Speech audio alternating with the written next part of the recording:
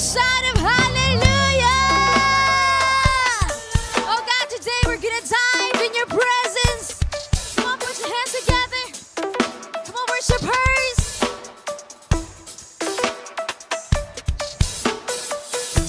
I won't let my yesterday steal my tomorrow.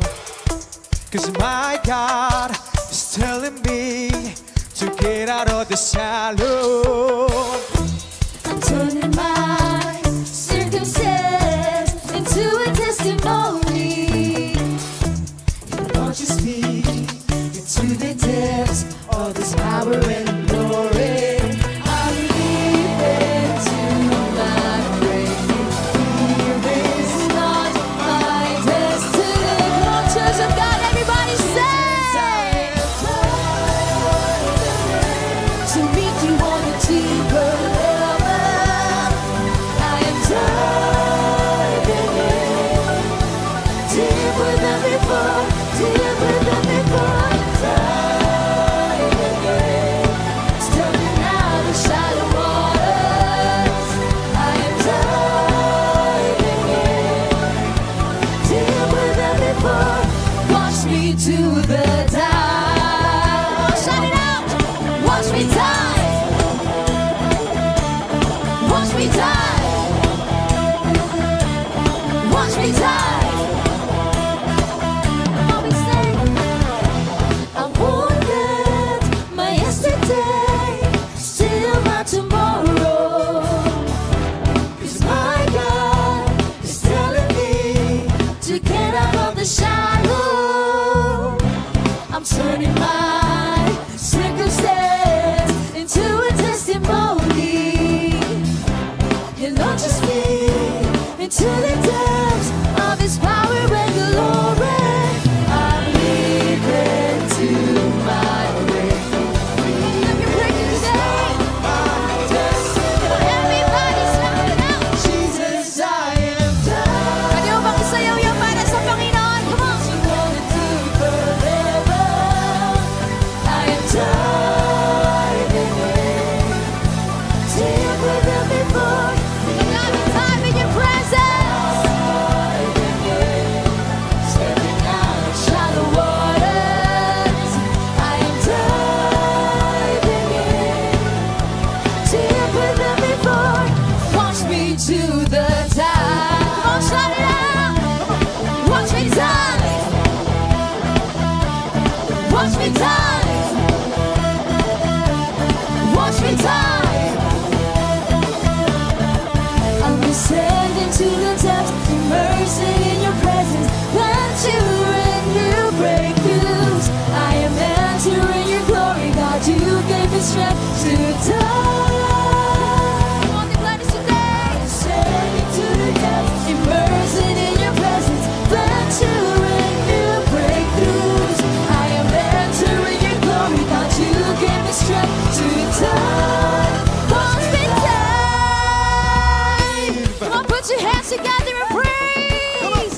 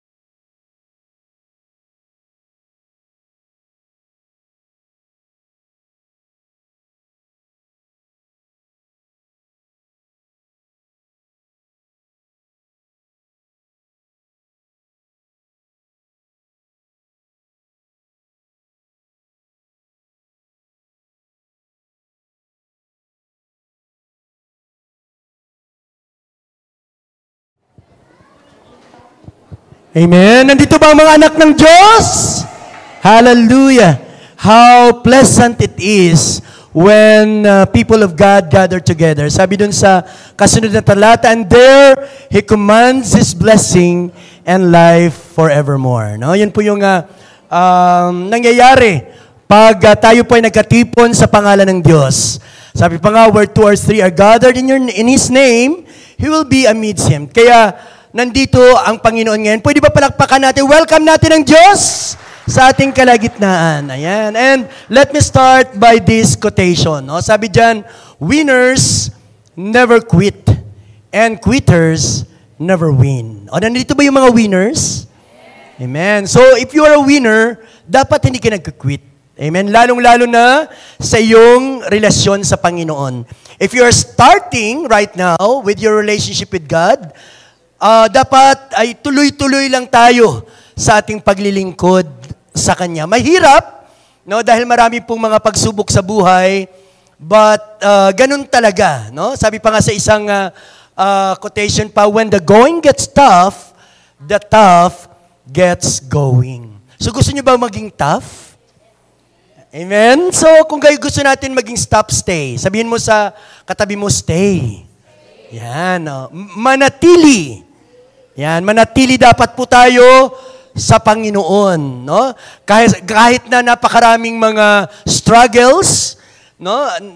Napakaraming mga bagay na magpapahina sa atin, napakaraming bagay na pwedeng maging rason natin para tumigil, dapat we will never quit. Amen. Kasi ito yung pangako ng Panginoon in Proverbs 24:16, for though a righteous man may fall 7 times, he still gets up, but the wicked stumble in bad times. Pag sinabi nating 7, Pastor, naka 7 times na ako eh. So hindi na pwede mag-rise up pa ulit. When you say 7 times, this is not actually an ordinal number, no? Ang number na 7 is a perfect number. So ibig sabihin, an infinite number that as long as you live, pag ikaw po ay nadapa, pwede kang bumangon sa Panginoon. Amen! Amen. Ito pang sabi ng Panginoon in Proverbs 19, sabi niyan, many are the afflictions of the righteous, but the Lord delivers him from them all. Wow! Grabe, pwede ba palakpakan natin ang Panginoon sa pangako niya? Sa Tagalog, sabi niya, marami man kayong mga pagsubok, marami man kayong daraanan, marami man kayong mga tukso, pero ang pangako ng Panginoon, He will deliver you from them all. Wow, ang sarap pakinggan. Tama po ba? No? Sabi mo sa katabi mo, ang sarap makinig ng salita ng Diyos. Kaya huwag kang matutulog. Yan, kaya huwag kang matutulog. Amen. So, ang title ng ating pong preaching sa ngayon ay Knock Down but Not Destroyed. Ulitin ko, knock down but not destroyed. Our text will from 2 Corinthians 4 verse 8 to 9. Pero nakita niyo ba yung yung picture, no? Kilala niyo ba siya? Siya po ay si Pambansang Kamao, si Manny. Sabi ni Mami Junicia, Manny, ang dami mo ng money. No. Money. Si Manny Pacquiao, kidding aside, no, we shall be proud, no, dapat sa ating kapatid na ito. By the way, he's a born-again Christian. No, ang atin pong Pambansang Kamao. No, siya lang naman ang the only boxer na naging winner sa 8th Division title. Hindi ko na isa-isahin ang 8th Division title na yun, pero 8, no, sa different title na yun ay napasa kanya at one time. Biruin mo sa isang boxer na napunta sa kanya lahat ang ganong titulo. Ibig sabihin, nagpapabigat siya, no, pwede rin siyang gumaan, pero nananalo pa rin siya sa kanyang kalaban. Pero si Manny Pacquiao ba ay dumapa din? Yes, nakita natin, no? Siya po ay na-knockdown din. Actually, in his 72 fights, he was lost 8 times, no? 8 times siyang na talo. But this did not hinder him from going more, no, sa kanyang laban hanggang sa siya'y maitanghal that the greatest boxer of all times. No, grabe po siya. Ang kanyang reign bilang isang boxer spans over 4 decades. No, ibig sabihin 40 years siya nag-reign bilang until now, no, ay siya pa rin ay naghahari sa boxing kahit na several years because of politics siya po ay naging inactive. Recently, in a recent year, nagkaroon pa rin siya ng fight kasi he did not give up. Amen? So our text will come from 2 Corinthians 4, 8-9, babasahin ko. We are hard-pressed on every side, but not crushed. Perplexed, but not in despair. Persecuted, but not abandoned. Tandaan po natin yan. Struck down, but not destroyed. No? Para mas malinaw nating maunawaan, nagkuha ako ng Tagalog version. Sabi dyan, kabi-kabilaan ang paghihirap sa amin. Pagpapahirap sa amin, ngunit hindi kami nalulupig. These are actually 4 truths about Christians at gusto kong malaman natin ito at gusto ko ang response natin sa mga katotohanang ito ay talagang Christian-like din. Amen? Second truth, kung minsay nababagabag, ngunit hindi kami nawawala ng pag-asa. Wow! Pangatlo, inuusig kami, ngunit hindi pinababayaan. Wow.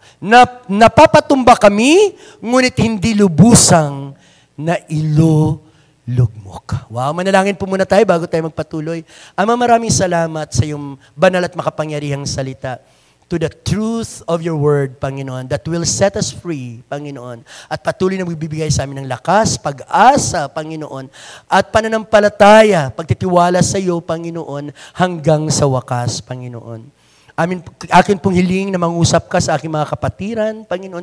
Do what is best for them, Panginoon. At patuloy na maangkin nila, Panginoon, mapasakan nila ang mga pakinabang ng iyong mga salita, katulad ng ito'y pinag-aralan ko, Panginoon. I was amazed, and Lord, maraming salamat na ito rin ang gagawin mo sa kanila, Panginoon.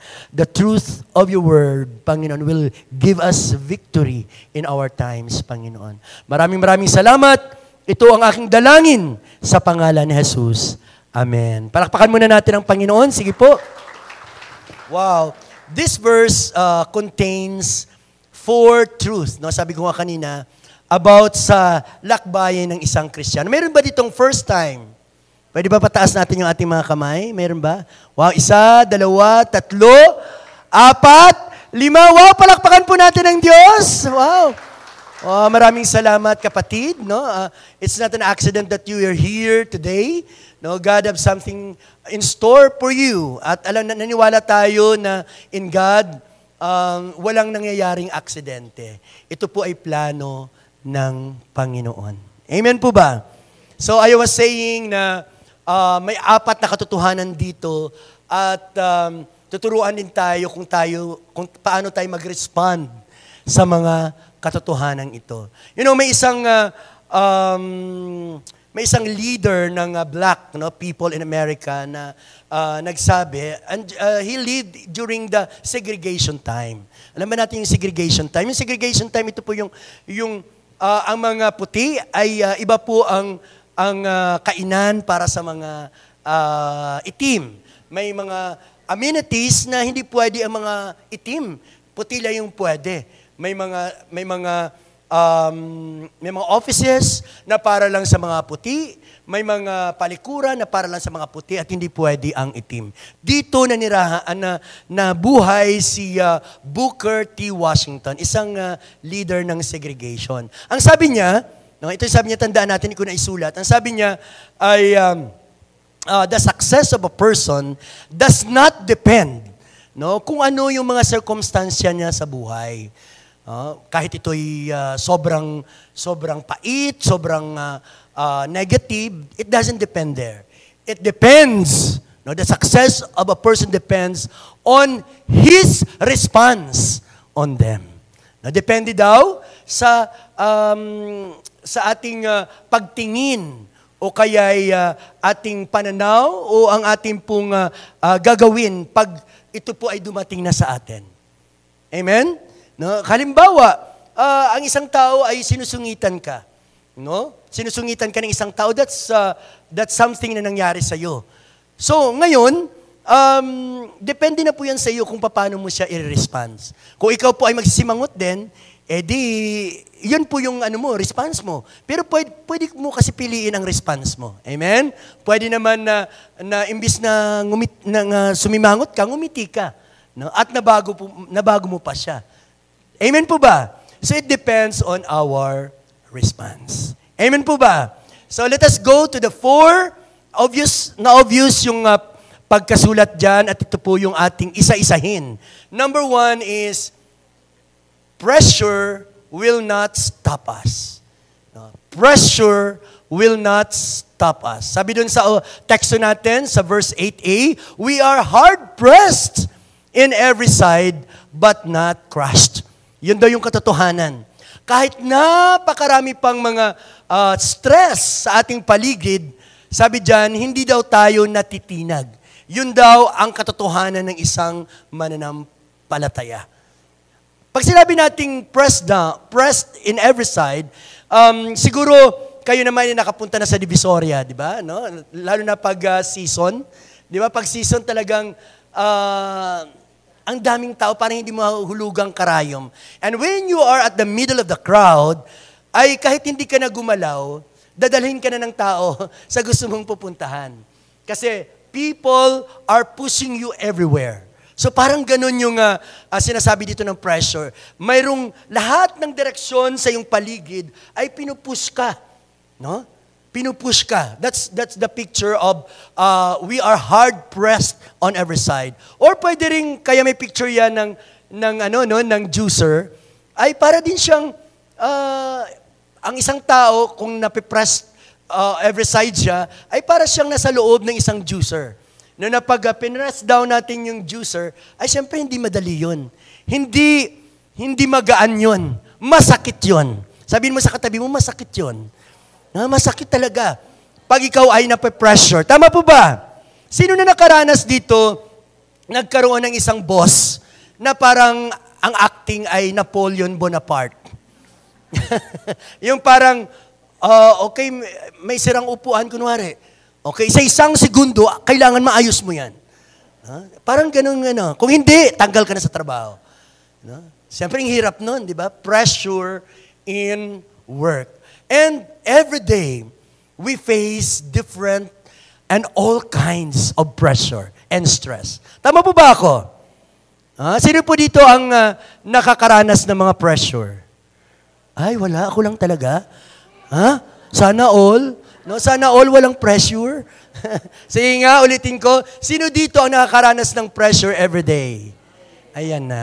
Naging honest na sila. No, kasi sabihin ko man o hindi, yan ang katotohanan ng Biblia. Sabi ng Biblia ay may hard-pressed po tayo. Kasi we are not living, mga kapatid, we are not living in heaven. We are not living in euphoria. We are living in a crushed and world na sinumpa.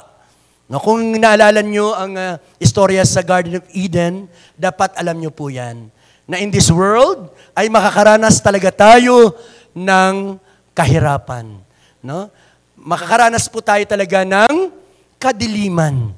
Kaya nga sabi sa inaawit natin, we are the light of the world. No? So kung wala po lang kadiliman, para mag-light ang world mo, anak. Kung walang kadiliman, subukan mo, ilagay mo yung light mo sa maliwanag. Kung makikita mo yung liwanag, hindi mo siya makikita. The victory that God is offering us is a victory amidst these challenges. Amen? Hindi siya free from challenges. Kaya mali pag ang isang preacher ay magsasabi na pag naka-Jesus ka, dapat dun ka kasi wala ka ng trouble. Mali po yun, ha? Baka mamaya may nangangako sa inyong ganyang mga preacher na kay Lord ka na kasi para wala ka ng trouble. No? Mali po. Ang ating Panginoon ay ang ino-offer niya na victory ay hindi niya inaalis ang trouble, sinasamahan niya tayo sa trouble. And we become victorious sa trouble na yon. Amen. Palakpakan natin ang Diyos na ating sinasamba. Wow! Hallelujah.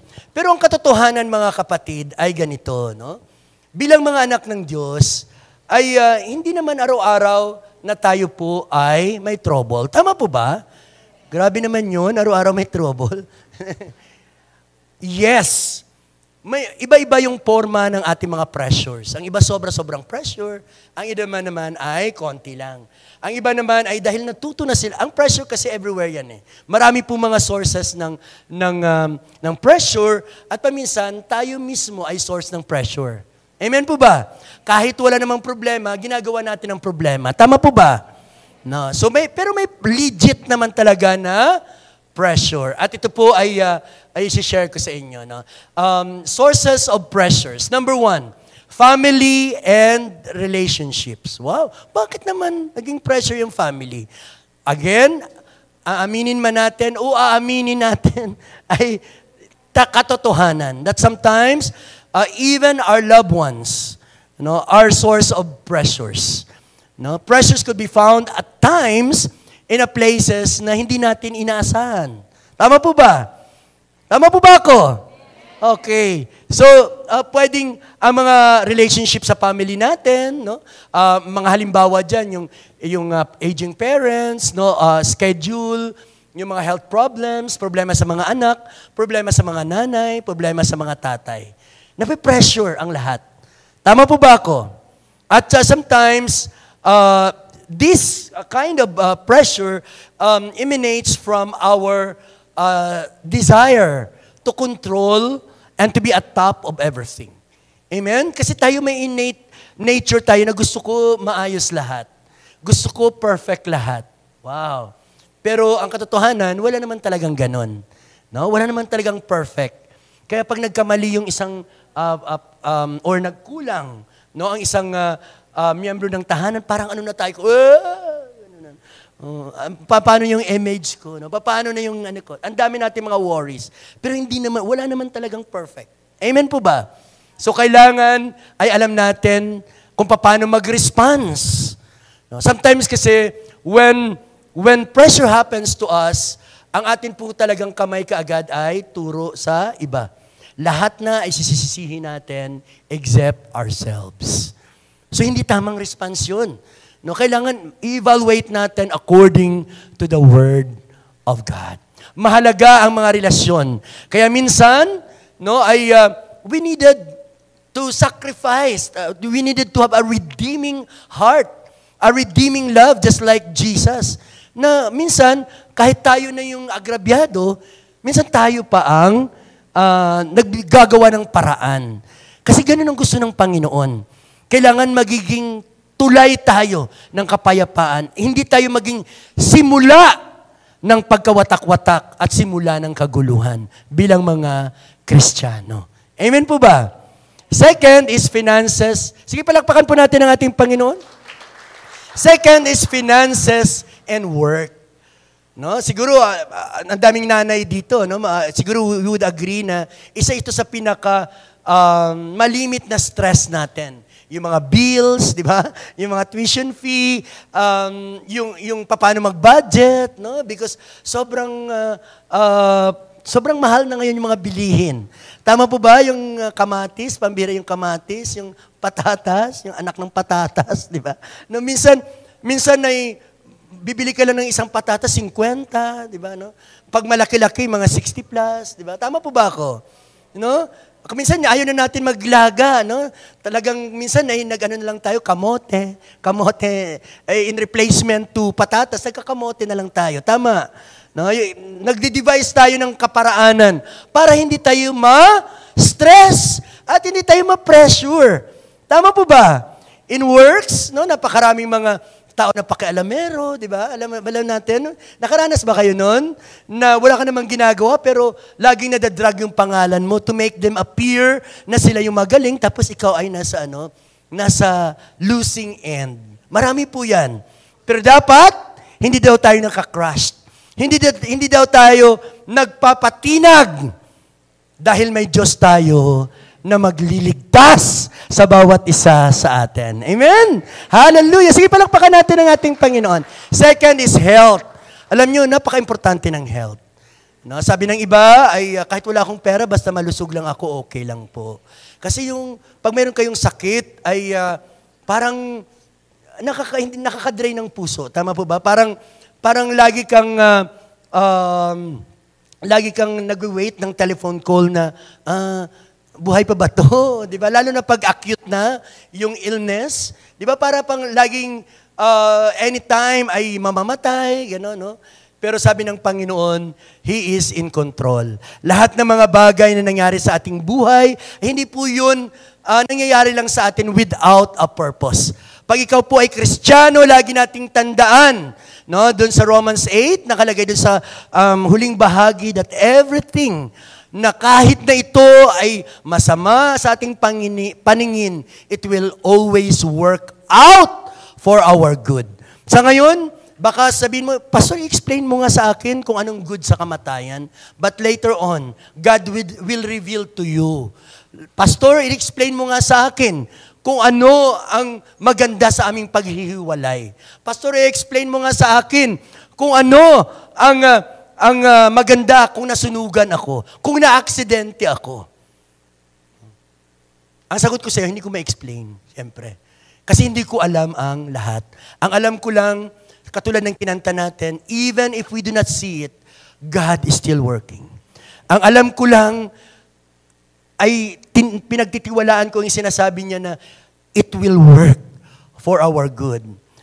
Actually, it had helped me when I was struggling na mawala yung aking bunsong anak. No? Siya po ay pinag-pray namin na, kasi if you notice, 2 lang anak ko na babae, pangatlo dapat yon.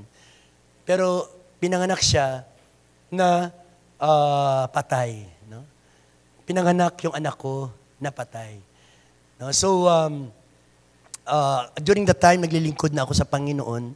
No? So, kung siguro ay hindi ako na nagkaroon ng pag-aaral sa salita ng Diyos, I could have quit. No? Siguro ako po ay hindi na nagpatuloy dahil sa pangyayaring yon. Pero dahil sa salita ng Diyos at sa pangako ng Diyos that everything will work out for your good, ako po ay nagpupuri sa ating Panginoon.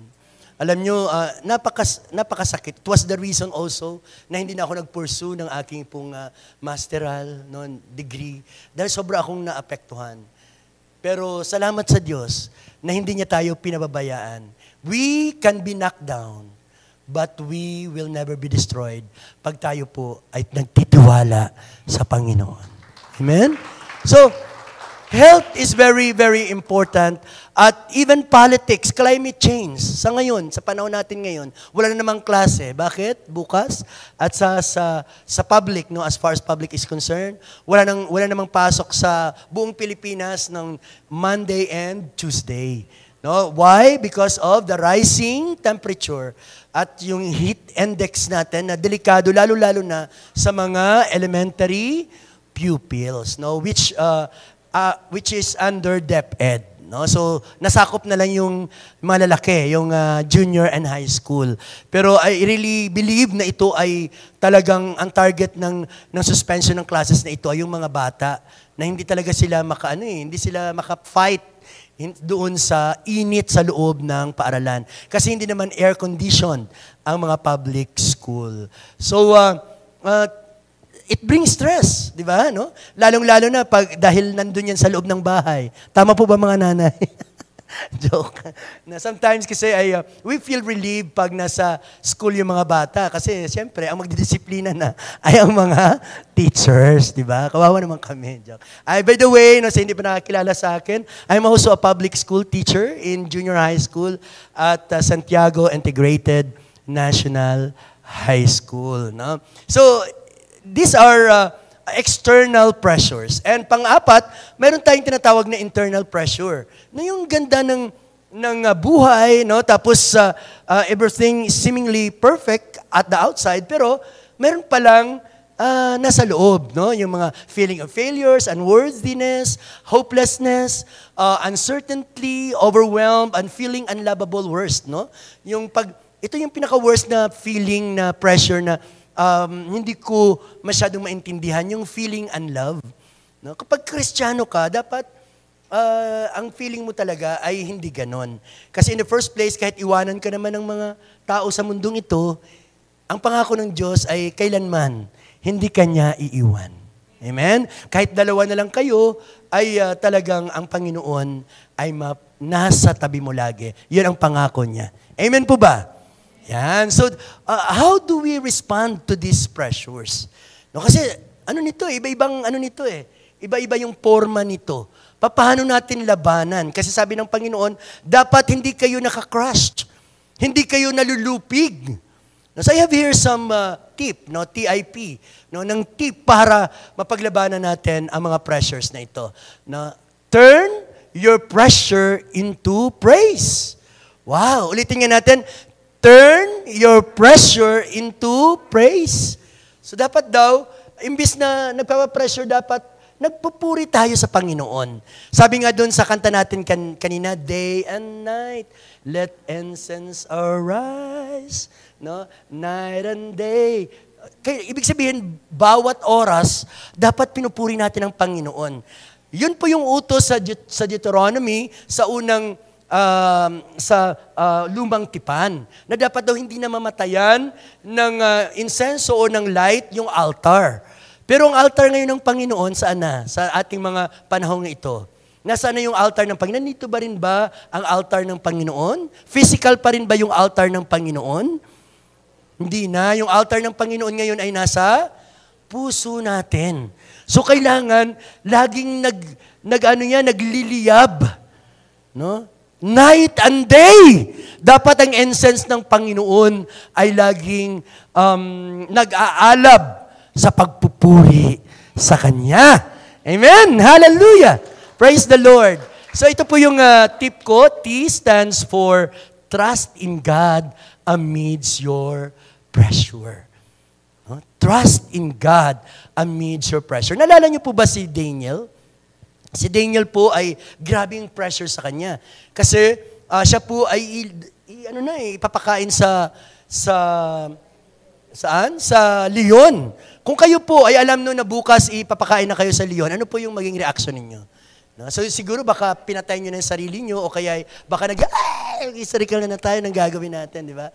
Siguro baka na tayo, lahat na ng paraan ay gagawin na natin para makaiwas sa impending na pangyayaring yon. Pero si Daniel, hindi siya nanisi ng iba. No? Hindi siya nanisi ng iba. Hindi niya pinag-pray na mapasama yung mga tao na naggumawa nito sa kanya. Hindi niya pinray sa Diyos. Dapat managot na yung mga taong ito. Mali yung ginawa nila sa akin. Wow, ganun tayo kagad no? Pero siya, ang ginawa niya, nagkalma lang siya. And he prayed to God. So ano nangyari? Nung pinadala siya doon sa loob ng kural o sa kuweba ng mga leon, siya po ay hindi nilapa ng leon. Totoo, ang sabi ng Diyos, na pag doon tayo sa bingit ng panganib, no, siya po ay ililigtas ang bawat isa na nagtitiwala sa Kanya. Amen? Sige po, palakpakan po natin ang ating Panginoon. Even si Shadrach, Meshach, and Abednego, yung mga friends, no, sila po ay tinapon sa pugon, tama? Pressure yun. No? Mainitan nga lang kayo, tapunan nga lang kayo ng mainit na tubig. Nako, pressure na yun. Naghampas tayo, nanununtok tayo. Pambira, bakit ako tinapunan ng ganyan? O kaya bakit ako pinaso? No? Minsan tayo, pag nagawan tayo ng hindi maganda physically, hindi naman tayo mapupunta sa, hindi naman yung ticket papunta sa langit, yung napasok ka, No? Baka sabihin nyo, ay, napaso na ako, hindi na ako makapunta sa langit. Hindi naman ganun. So bakit sobrang natin? Sobrang hysterical natin, no? Di ba, minsan? So anong nangyari, yung tatlong ito ay hindi pa rin sila natinag sa kanilang pagtitiwala sa Panginoon. Ang sabi pa nga nila, even if our God will not rescue us, we will not worship you. So alam nila ang kanilang pananampalataya. They trust God amidst their pressure. So, ang nangyari, nung sila po ay tinapon, niligtas sila ng Panginoon. In fact, nakalagay doon na 3 lang yung tinapon, pero 4 ang nandoon sa loob ng pugon. And sila po ay niligtas. Wala silang galos. Ang namatay pa ay ang mga nag-execute ng ganong pangyayari. Purihin ang Diyos na ating sinasamba. Amen. Second, T, sa tip natin, second is I. I stands for intensify your prayers while on pressure. So, imbis na tayo po ay magwala at manisi ng ibang tao, bakit hindi tayo mag-pray? Okay? The harder the pressure, dapat the harder din ang ating mga panalangin. Alam ba natin yun? Si Nehemiah, when he was touched by the destitute situation ng mga Israelites kasi so talagang napulbo yung kanilang bayan at even yung kanilang templo ay nawasak. Talagang sobrang habag niya. So ang ginawa niya ay nanalangin siya ng matindi sa Panginoon. Ano ba, pag kayo ba ay nananalangin, anong tindi ba ng pananalangin ang mayroon kayo? Kung ilalagay natin dyan sa 5, 4, 3, 2, 1. Kung isi-scale natin ang panalangin ninyo sa intensity. Si Nehemiah, nung nanalangin siya, dumapa siya, nag-fasting siya, nag-cry out siya kay God. Tapos talagang hindi niya tinigilan until na ito ay masagot ng Panginoon. Ang panalangin niya kay God, kung inyo pong makikita sa Biblia, ay binalik niya lahat ng mga salita ng Diyos at mga pangako sa Kanya. At in-store niya na sa Diyos yung katapatan ng Diyos sa Israelita. At siya yung umasa na kaawaan siya ng Panginoon. Ganun ba tayo mag-pray? Or pag nag-pray tayo, thank you for this food, amen. Ganun lang? Okay, Lord, matutulog na ako, bantayan mo po ako, salamat po. Ganun lang? Or may hiningi tayo na, kumwari, papagalingin mo siya, Lord, sana gumaling siya. Amen. Ganun lang po? Dapat hindi ganun. Dapat, ang panalangin natin ay pakita natin sa Diyos that we are in need, no? We are desperate. No, desperate. No, kasi kumare, ito yung isa ay nananalangin na talagang desperate siya. Tapos ito naman nananalangin na wala lang. Palagay mo sinasagutin ni God. Ha? Sinasagutin ni God. Yung taong grabe manalangin. Na hindi tumigil, umiyak, tulo ang sipon, o kaya nag-cry out, pinakita niya talaga na kailangan niya ang Diyos. Pinakita niya na ang Diyos lang ang pwedeng magsolusyon. Kaya tayo minsan ay hindi talagang intense ang panalangin natin sa Diyos kasi we thought of other solutions. And we feel that we can still do something and be in control of the situation. At hindi natutuwa si Lord doon. Alam ba natin yon? Kasi ang gusto ni Lord ay ipagkatiwala natin sa Kanya ang lahat. Pasa load ba? Amen? Pasa load. Paano mawawala sa iyong pressure kung inaangkin mo ito? Ipasa mo sa Diyos at ito po ay mawawala sa iyo. Amen? Sabi mo sige po, palakpakan natin ng Diyos. Sabihin mo sa katabi mo, ipasa mo na sa Diyos yan. Ipasa mo na kasi sa Diyos yan. And lastly, praise God to release and diffuse your pressure. Ito yung pinakagusto ko dito Yung pagpupuri sa Panginoon. No, kasi every Sunday this is what I like when we commune as a church. Kasi free ako na sumigaw. Free ako na umiyak. Free ako na nasabihin sa lahat sa Panginoon ang aking mga struggle, ang kaloob-looban ko. Free lahat ako. Kasi kaysa naman nasa bahay ako o kaya sa workplace ako, palagay nyo, ano sasabihin sa akin kung, hallelujah, Lord, tulungan mo ako. Palagay nyo, ano po yung sasabihin sa iyo ng mga tao makakita sa iyo? Diba? Pero dito sa church, chance na natin ito na ibulala sa Diyos ang ating mga pressure. Ibulala sa Diyos ang ating mga struggles, ang ating mga paghihirap. That's the purpose of praise and worship. To open the valve of that pressure para ma-release ito sa atin, para mawala sa atin ang mga pressure na ito at ialay natin sa Panginoon. Amen? No? If you remembered yung walls of Jericho, kung paano ito na tumba o na bumagsak, it is through praise and worship. Amen po ba? No? Alam nyo, ang Sunday service, no, ay gusto kong sabihin sa inyo, ay you are all free.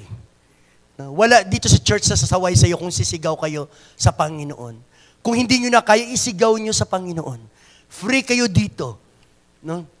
Ang inaalala ko nga, baka pag sinabi nyo, sabi ni Pastor, isisigaw daw sa Panginoon. Eh kung sa labas nyo gagawin yan, baka mamaya magkaroon pa kayo ng kaaway.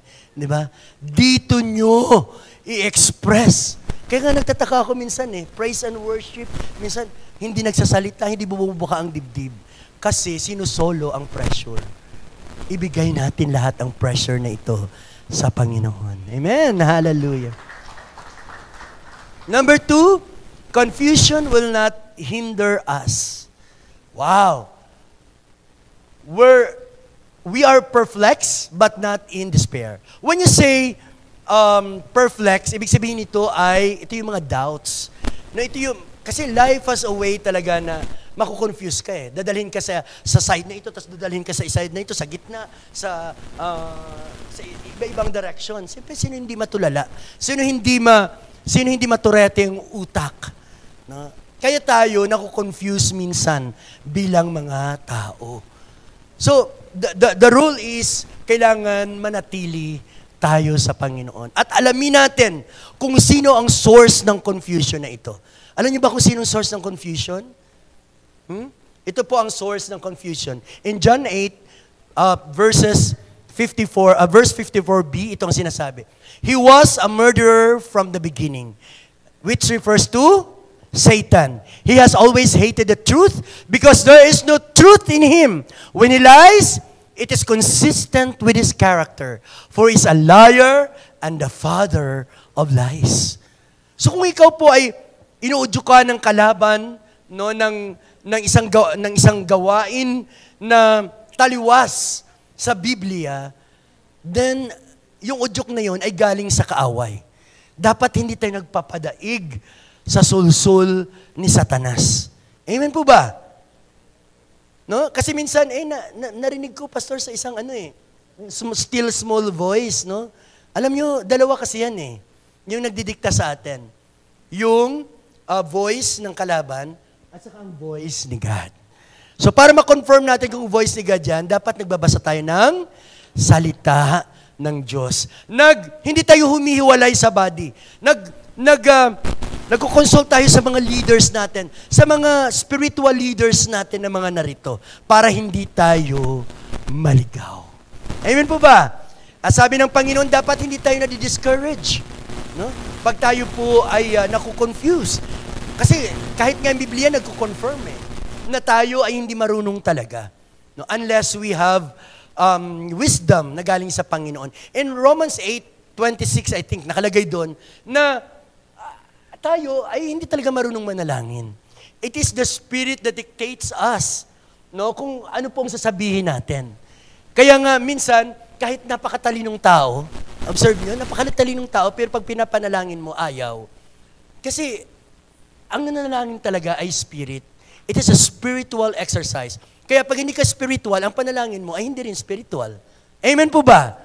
Kaya, dapat magbabad tayo sa salita ng Diyos para hindi tayo nako-confused. Alam mo, it is our God who lead us to a way everlasting and good. Ito po yung sinasabi sa Psalms 37:23. The Lord directs the steps of the godly and He delights in every details of their lives. Wow! No? Grabe pala, lahat ng detalye pala ng buhay mo ay kinalulugdan ng Panginoon. Kaya kapatid, baka sinasabi mo ngayon, nagkulang ako dito Alam niyo, ang Panginoon ay nandun din siya. Alam niya kung nagkulang ka. No? Kung ikaw po ay may mga bagay na ginawa at hindi napansin ng iyong kapwa, no? na kabutihan mo pero hindi nakapansin ng kapwa mo, alam nyo kapatid, please take note of this. Bawat kilos mo, bawat achievement mo, bawat bagay na inalay mo sa Panginoon, panahon mo, yung mga paghihirap mo, mga luha mo, lahat na yan, ay hindi nalilingid sa Panginoon. Kaya nga sabi ng kanta, huwag mo sanang isipin na iniwan ka ng Diyos because God has never abandoned you. Amen? Palakpakan po natin ang Panginoon. Okay? Yung third natin ay opposition will not deter us. Pastor, bakit naman may opposition kasi? Mayroon talagang opposition. And if you are a child of God, ay dapat expected mo na yun. If you want to do something for the Lord, expect mo na rin yun na may opposition.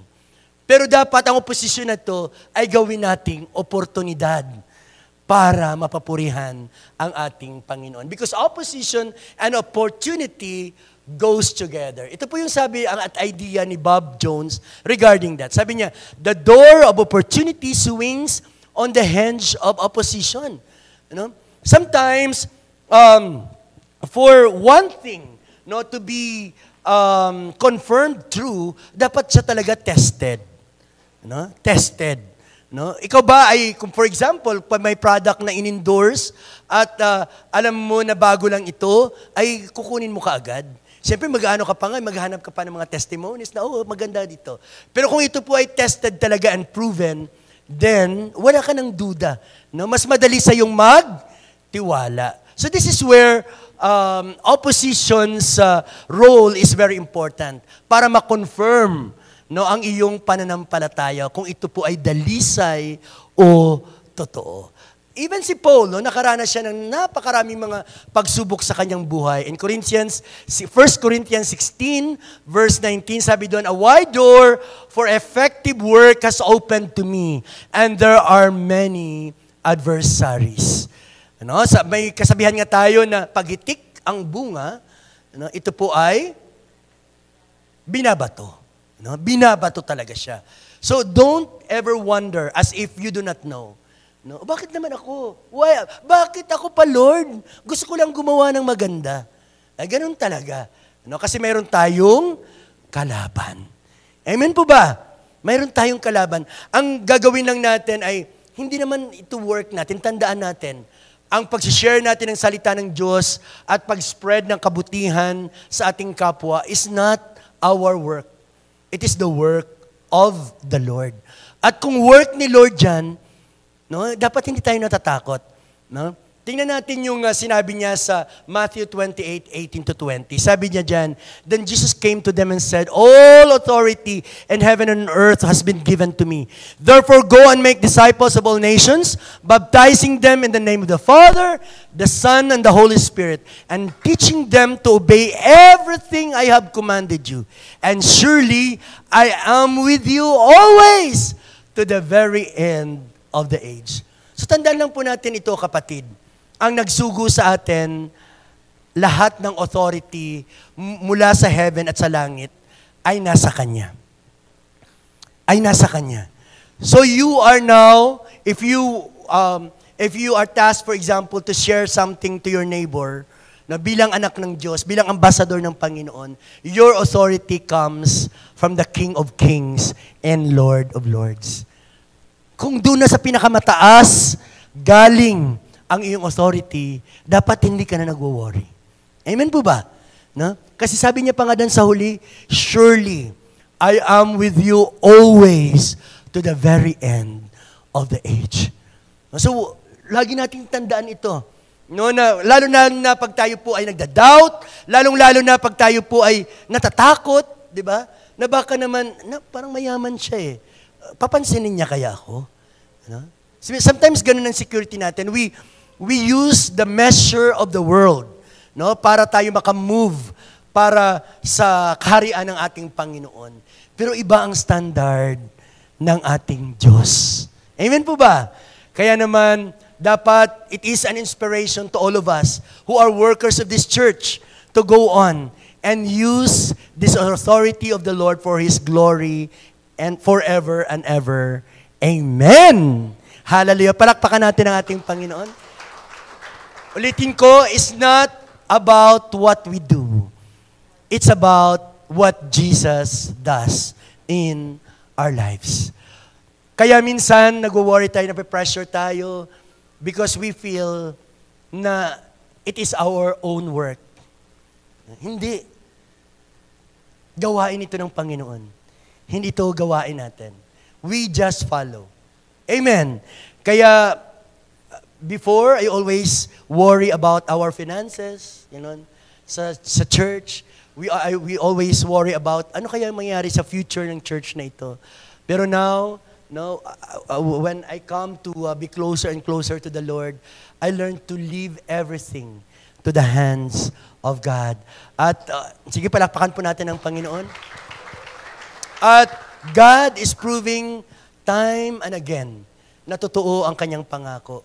Kasi ang ating stay dito sa atin pong bahay panambahan, sa ating sanctuary, 50,000. I think kailangan natin every month ay 70 to 80,000, tama po ba? Or ngayon lumalaki pa dahil sa kuryente. Pero alam mo, ang Diyos ay tapat. Who would ever thought na kaya natin yon, yung 90,000, 80 to 90,000 na monthly income para ma-maintain ang church. Pero mabuti ang Diyos na ating sinasamba at pinoprovide niya ang lahat ng ito. So, we are not abandoned by God. Tandaan po natin yan. If you feel like ngayon na down ka and sobrang ang dami mong pangangailangan, I just want to tell you today na alam ng Diyos yan. Alam ng Diyos. At kung alam ng Diyos, alam naman po natin ang kilos niya sa ating mabuhay. Continue to trust God. The fact that you are here today is part of that redeeming plan of the Lord. Amen? Sabi pa dyan, we are not deserted and left to stand alone. Kasi ang Diyos natin, hindi tayo sinalba para pabayaan lang. Oh, save ka na, tapos bahala ka na sa buhay mo. Hindi ganon ang Panginoon. Sinave ka ng Diyos, patuloy kang ililigtas ng Diyos, at ililigtas ka pa niya when the time that He comes back to consume everything. No? Para yung consume everything na kanyang pinangako sa bawat isa sa atin. And lastly, we are never abandoned to our faith. And then, our last point is this: hard hits will not destroy us. Wow! Tayo po ay bumabagsak, minsan gutay-gutay na, pero ang pangako ng Panginoon, kailanman, bilang mga anak niya, ay hindi tayo malulupig. Hindi tayo madidestroy. Pwedeng dadapa tayo, pwede siguro ang iba sa atin ay isa na lang paa na aakyat sa langit. Pero sabi ng Panginoon, He will change our body. Tama? When imperfection has passed, imperfection will come. Perfection will come. So, ibig sabihin, kung tayo pala ay walang mata, pag tayo ay Kristiyano, papalitan ka agad ng Diyos ang ating katawan at gagawin na tayong perfect bago niya tayo dadalhin sa langit. Pero ito ay sa isang iglap. No? Hindi siya yung parang process, gano'n. No? Sa isang iglap, doon sa Thessalonia, nakita natin doon kung paano tayo babaguhin ang Panginoon sa isang iglap at gagawin niya tayong banal at dadalhin sa langit at mapasa Kanya magpasawalang hanggan. Ganun ang Diyos na ating sinasamba. Sabi diyan, we are struck down but not destroyed. Alam ba natin yung struck down? Struck down, pag sinabi ng struck down ay biglaan po ito. Kasi tayo po, if we are prepared for something, hindi tayo nagwo-worry. Tama ba? Sa enrollment, hindi ako mag-worry kasi na-prepare ko na yan eh. Sa magkakasakit yung anak ko, hindi masyado ako mag-worry kasi mayroon na ako sa bangko. Pero alam niyo po, God will allow us to be stricken at times para magtiwala tayo sa Kanya. And when that time comes, remember na ito ay hindi para ikaw ay ma-destroy. Hello? Kung hindi para ikaw ay magtagumpay, titibay, at patuloy na magsusor ang iyong pananampalataya hanggang sa muling pagdating ng ating Panginoong Hesukristo. Siguro magsasabi ka, bakit Pastor kailangan pa namin danasin ang mga bagay na ito? Valid question. Tama po ba? Nagtatanong ba kayo kung bakit kailangan pa natin madanasan minsan kahit naman hindi siya araw-araw. Alam ko, tapat ang Panginoon. Hindi naman tayo araw-araw na sa kadiliman or sa mga struggle. Sama po ba? Minsan lang pinapadaan tayo ni Lord sa mga ganito, purposefully, para tayo po ay magkaroon ng mas malapit pa na ugnayan kaysa Kanya. Parang tinatapik tayo ng Panginoon. Hoy, nakalimutan mo na ako. Hoy, nasaan na ba yung pananampalataya mo? Di ba? Tama po ba? So, when that time comes, rest assured. No? Dapat, confident tayo na hindi tayo pababayaan ng Diyos na ating sinasamba. And now, even hindi natin nakikita, He's already working in our midst para sagutin ang panalangin ng bawat isa sa atin. Gusto kong ipaliwanag sa inyo na mayroon tayong innate power inside us, para mapagtagumpayan ang lahat ng ito. Ito yung matatagpuan natin sa the same chapter ng 2 Corinthians chapter 4 verse 7. Ito pong sinasabi, "But we have this treasure in jars of clay to show that this all-surpassing power is from God at not from us." Throughout scriptures, we are described as a vessel. Tama po ba? Tayo po yung mga sisidlan. At sa loob natin ay ang kapangyarihan ng Diyos. The Holy Spirit, nandito po sa ating kaloob-looban. At yan magbibigay sa atin ng tagumpay. Kasi ang jar talaga, natural po yan. Para mag-create siya, para manatili siya, para magiging isang jar siya, kailangan na talaga niya dumaan sa mga apoy. Kailangan na talaga siyang lutuin. Kailangan talaga siya idarang sa apoy. Pero hindi tayo, sabi ng Panginoon, we will not be broken. No, we will not be destroyed. Dahil sa kapangyarihan ng banal na Espiritu na nasa atin. Amen po ba? Naniniwala ba kayo doon? Nabibigyan tayo ng tagumpay ng Diyos? Or do we believe na, bibigyan ako ng tagumpay dahil magaling ako? Bibigyan ako ng tagumpay dahil natapos kong aking pag-aaral. Matalino ako. Hindi. Sabi diyan, this is to show that all surpassing power is from God and not from us. Amen? And when all things are done, dapat ilagay natin po sa ating mga puso't isipan na kahit na outwardly we are wasting away. Ito po yung isa sa mga paborito kong verse and life verse sa Biblia. Nakalagay dyan sa verse 16 to 18 ng 2 Corinthians 4, "Therefore we do not lose heart. Though outwardly we are wasting away, yet inwardly we are being renewed day by day." Sabi sa verse 17, "For our light and momentary troubles are achieving for us an eternal glory that far outweighs them all. So we fix our eyes not on what is seen, but on what is unseen. Since what is seen is temporary, but what is unseen is eternal." Kasi ito po yung mga kapatid, ito yung concluding statement ko na, kaya gusto ko ang ating mata at ang ating ear ay nandito. No?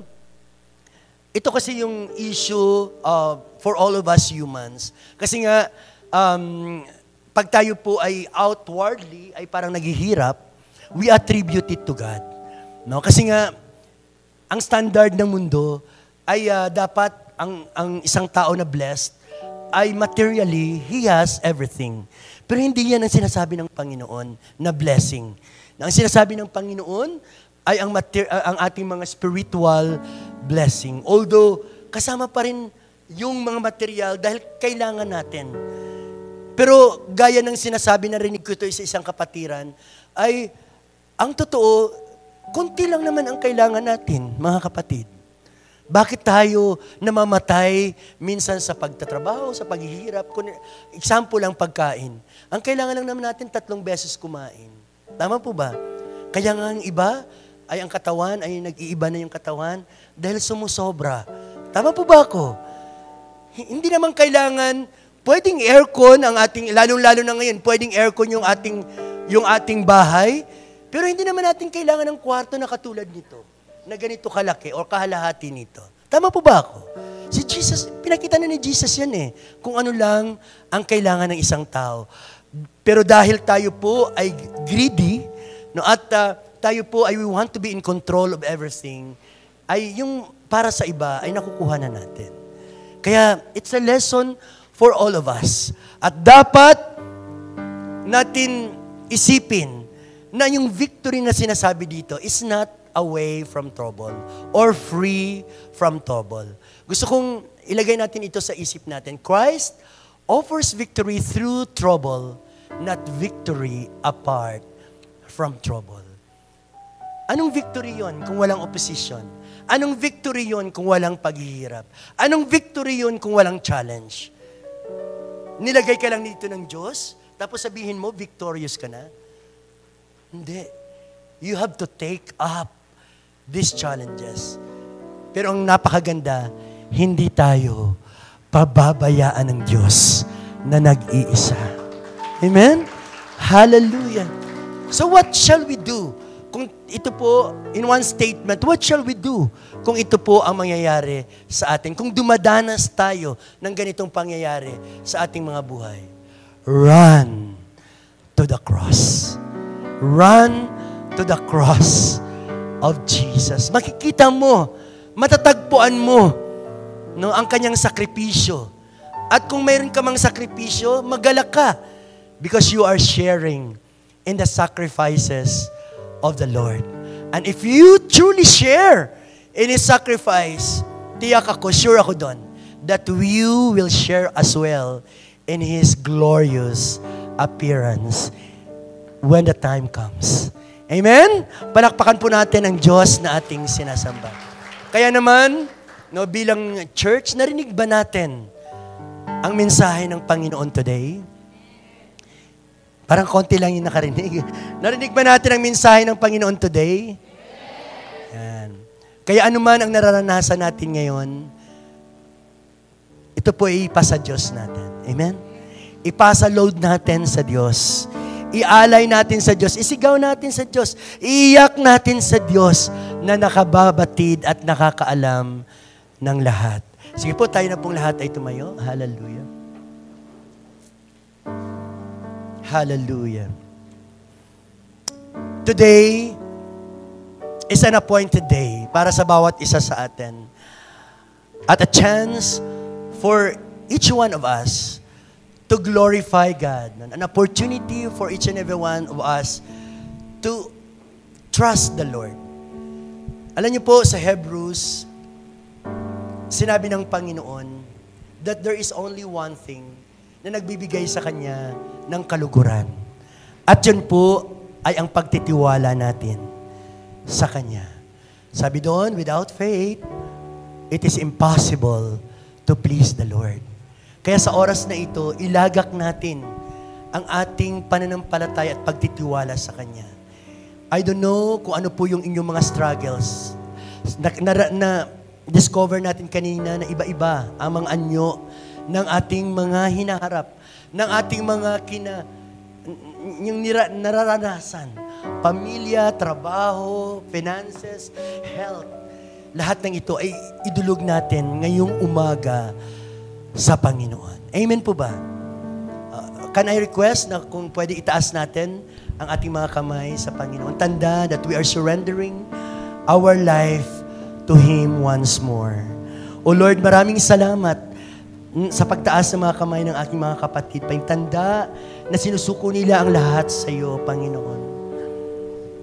Even, O Lord, little things, Panginoon, ay gusto naming isuko sa iyo ngayong oras na ito, Panginoon. Help us not to left out anything, Panginoon.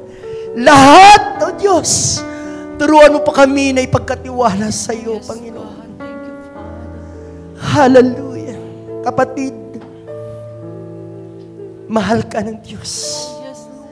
Hindi ko alam kung anong struggle mayroon ka ngayon, kapatid. Ngunit God is talking to you right now. Just tell it to Him right now. Ibuka mo lang iyong bibig. It's one thing to believe, and it's another thing to confess. Kailangan sabihin natin sa Kanya. Parinig natin sa Kanya. Kaya nga yung salvation, kailangan mo mag-confess, kapatid. Because that's what the Lord wants. Hindi pwede sabihin natin, alam na ng Diyos yan. Kasi kung ganun ang ating pag-iisip, hindi na kailangan natin manalangin. Kasi alam naman pala lahat ng Diyos. Pero gusto ng Diyos na lumapit tayo sa Kanya.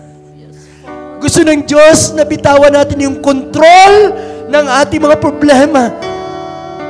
Iaalay natin ito sa Kanyang paanan. Kaya sa pagkakataon na ito, as we sing the song, I invite everyone to come to the altar, to come forward, showing in front of witnesses that we are surrendering everything to the Lord. Hindi ko alam kung gaano ka-imposible, gaano kahirap ang sitwasyon mo ngayon, kapatid, but God is inviting you to come. Yes, God. God is inviting you to offer everything to Him. Sabi niya, come, all of you are heavily laden. Come to His altar. Let us sing this song, and let us make this our prayer. And then if you are touched by the Lord, to come, the altar is open for you to worship the Lord. Hallelujah. Giving is part of worshiping. To all who desire to give, you may give your tithes and offering through online bank transaction. Details are provided below.